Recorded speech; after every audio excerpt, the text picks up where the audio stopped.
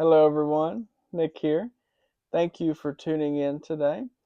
I wanted to take time to show appreciation for one of my current favorite indie authors, A.D. Arrow, the author of the Bumps in the Night series.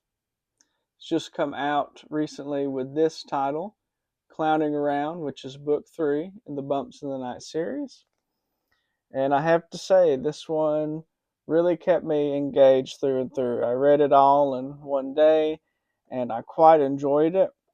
Starting with the cover, this wonderfully monstrous cover is done by Haley Mortimer. She did fantastic with the clown's features, sort of his smile, those wrinkles, and the eyes. Oh my goodness, the eyes are so horrifying to me. This would have freaked me out as a kid and given me nightmares for sure. So she did a fantastic job with that cover. Circus tent in the back here, we see some other clowns popping out. And just the idea of a centipede clown is just horrifying to me. I'm not one that is necessarily afraid of clowns like some people, but centipedes freak me out. So that one's definitely definitely one makes my skin crawl. So fantastic job. Going into the actual book, we meet our main character, Billy. And through the entire book, we can see that Billy is not in a good situation. There's a metamorphosis that takes place within Billy.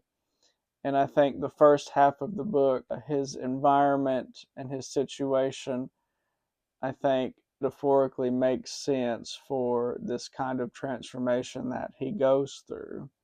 And the whole first half of the book is sort of painting that picture for the second half when this transformation occurs.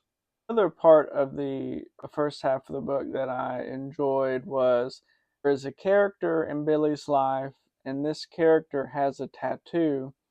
And I love how there's a scene like it's alive in conjunction with Victor's actions and just his personality. I thought that was very fitting. Not only does that bring home the idea of this sort of this mean person, but I did love the imagery of that, the tattoo, and how it sort of fits with that character. Also, in the second half of the book, we see the tattoo again near the end, and I love like the supernatural aspect that happens to it and how it is used sort of against the character and his entourage, we'll say. I thought that was very brilliant as well. Now going into the carnival aspect and more with the clown aspect, from the get-go that was very engaging. The clowns are multiple and they are monstrous, and I love the different personalities that they have, the different attributes they have. It was very fun and entertaining and thrilling, but also terrifying.